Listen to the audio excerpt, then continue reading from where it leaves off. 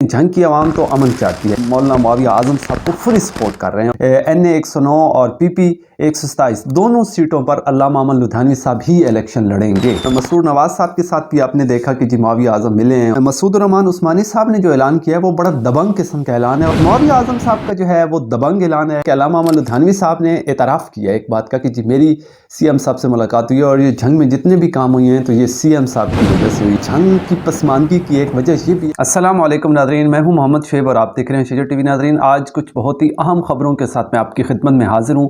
जंग की जो सियासी सूरत हाल है, चूँकि जूँ इलेक्शन करीब आते चले जा रहे हैं तो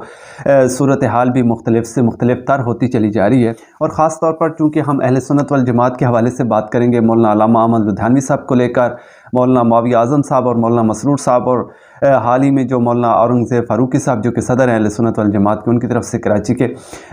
उनकी तरफ से जो बयान आया, और मौलाना मसूद रहमान साहब का भी बयान आया, और वो बड़ा अहम बयान है, तो वो भी मैं आज आपकी खिदमत में रखना चाहता हूँ। और जो जंग की आवाम है उसका क्या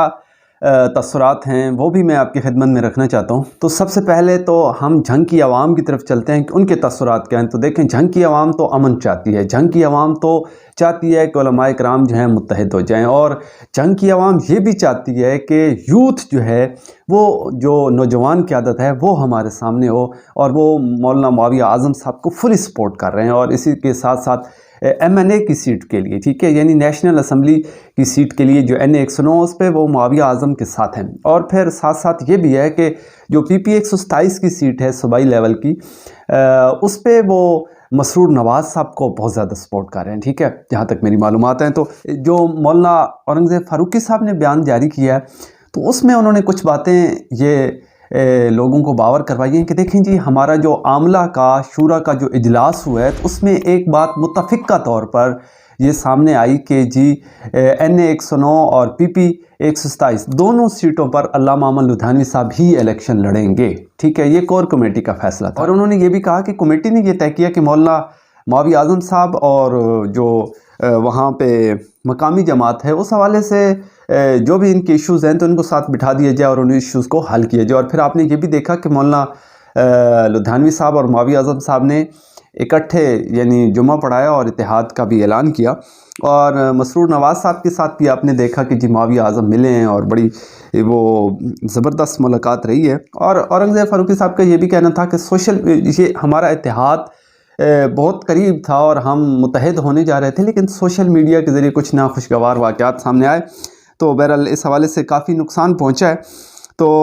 उन्होंने ये भी कहा है कि जी सोशल मीडिया पे ये जो बहस है इसको अब ख़त्म करें,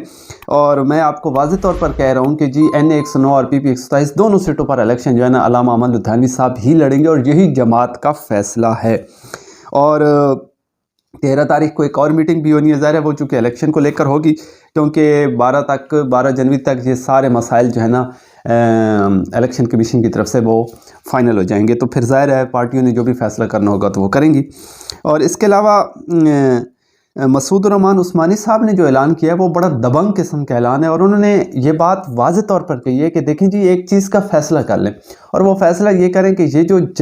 आप इलेक्शन लड़ते हैं ये मकसद है या ज़रूरत है। अगर तो ये मकसद है तो फिर तो ठीक है, अगर ये ज़रूरत है तो फिर इसको ज़रूरत की हद तक ही रखें, इसको मकसद ना बनाएं, क्योंकि मकसद जमात का कुछ और है। जो जमात का नज़रिया है, जो जमात की सोच है, या जो अकाबरीन की जो सोच थी, या बुज़ुर्गों ने जो कुर्बानियाँ दी थी, वो इलेक्शन के लिए नहीं थी, कोई सियासत के लिए नहीं, बल्कि सियासत में भी वो इस वजह से आए कि उनका एक गोल था, एक पर्पस था, उसको अचीव करना था, ठीक है। तो मुआविया आज़म साहब का जो है वो दबंग ऐलान है। उनसे इंटरव्यू किया गया, उनसे पूछा गया कि जी चूँकि आपके NA 109 से जो कागजात मुस्तरद हुई हैं, तो उन्होंने कहा है कि देखें जी, ये जो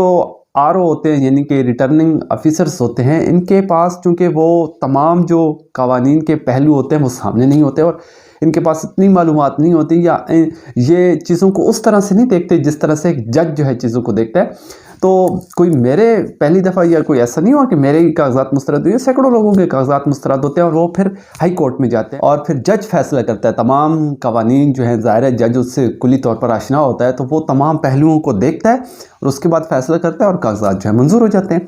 तो ये कोई इशू नहीं है, और मैंने तो साथियों को कहा है, हमारा इजलास भी हुआ कि आप अपनी कैंपेन जारी रखें,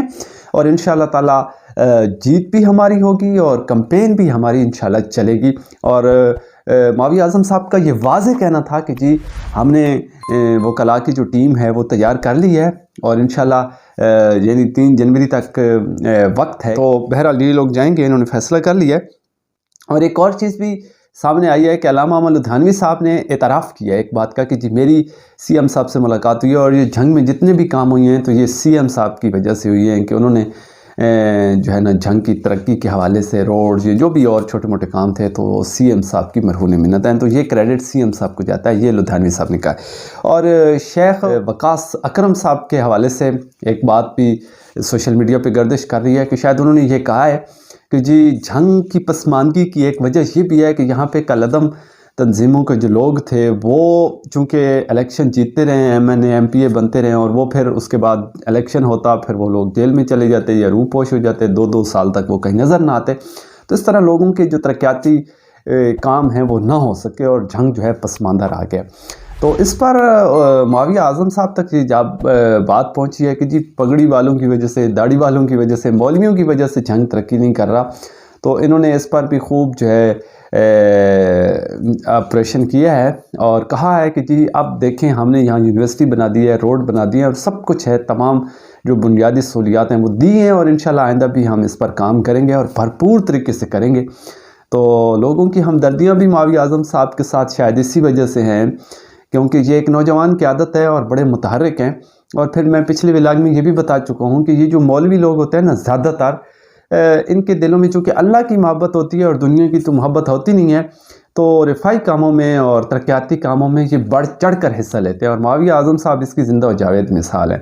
तो अब देखते हैं कि क्या मौलाना माविया आज़म साहब क्या फ़ैसला करते हैं कि वो मसरूर नवाज़ साहब के मुकाबले में आते हैं या PP 127 पे, या फिर अल्लामा मोहम्मद लुधियानवी साहब का मुकाबला करते हैं, या फिर जमात जो फैसला करती है उसको मानते हुए बैठ जाते हैं और लुधियानवी साहब को मौका देते हैं कि वो दोनों सीटों पर इलेक्शन लड़े। तो ये फिर देखना होगा। बहरहाल लग ऐसा ही रहा है कि माविया आज़म साहब ने शायद ये फैसला कर लिया है कि अब वो ख़ुद ही इलेक्शन लड़ेंगे और NA 109 पे ही लड़ेंगे।